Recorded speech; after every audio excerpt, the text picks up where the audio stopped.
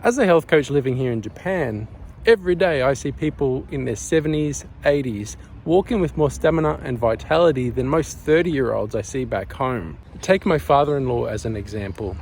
Now, he's over 70, but his fitness is like someone much younger than he is. And he's only one example of many.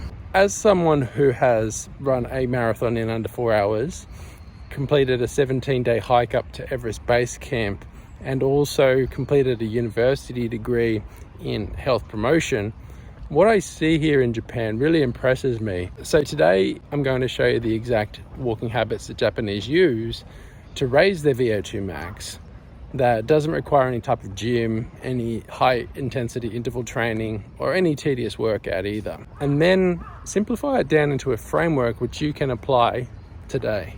Now, if you want more information about this, then I'm building a Japanese longevity blueprint which goes into it with more detail.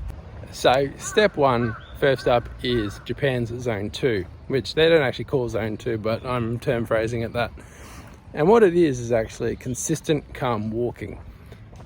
Now, why that's so important is that it's a relaxed state in which they walk, but it's also a great aerobic fitness builder if you do it consistently.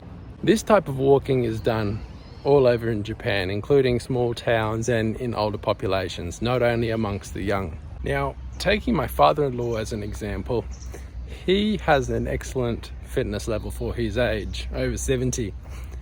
And when I was finally able to work out with him, or he allowed me to work out with him, I was very impressed by his level of endurance and stamina, especially going up more steepish hills. He didn't go up them just, willy-nilly, kind of slowly. He actually approached them with confidence at a good steady pace. And this is only one example of many when it does come to the elderly in Japan. However, it does lead on to my next step, which is incline. And Japan has hills everywhere. And even in the cities, you'll find many streets and paths that are steepish, and allows people to, if they want to, go that extra mile and push that fitness level even higher by challenging themselves on taking on an extra steepish type of climb. I guess you can kind of think of it like mini zone 3 stimulus without overtraining. For myself, this is fantastic because I love mountain climbing, and of course, as someone who has a good aerobic fitness already, I'm able to go up these hills with relative ease. However, when my father came to Japan and spent a few weeks with me here, we went up one of the local mountains, which isn't too much of a strain if you're someone like me. However, my father did find it a bit of a challenge.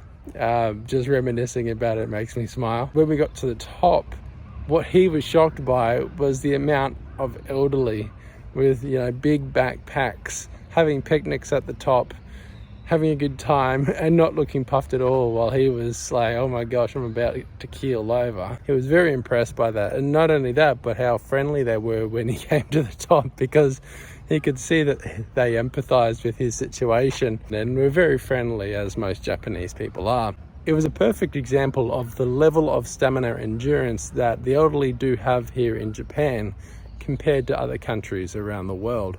The takeaway here is that hills are a natural way of raising the heart rate.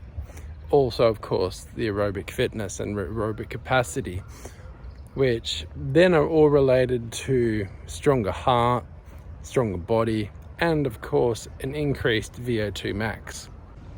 Now, third is talking about micro movements. And Japan's lifestyle has consistent small movements, including walking to the station, cleaning, taking the stairs, carrying groceries. Research shows that this accounts for 200 to 700 more calories burned every day, which leads to a higher VO₂Max and cardiovascular advantage over time.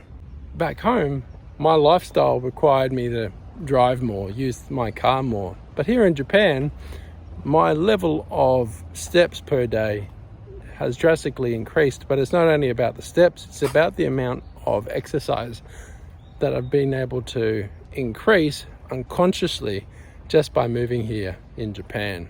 And then the fourth step leads on to where I am more naturally now, and is called forest bathing, or Japanese call it shinrin-yoku.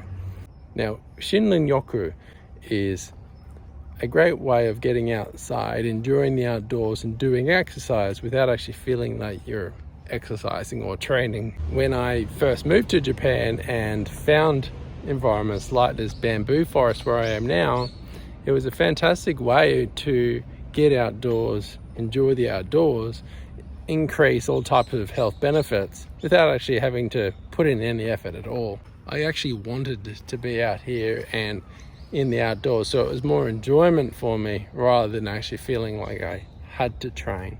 If you're interested in this, then I've provided a link for you below which goes to a Japanese longevity cardio blueprint.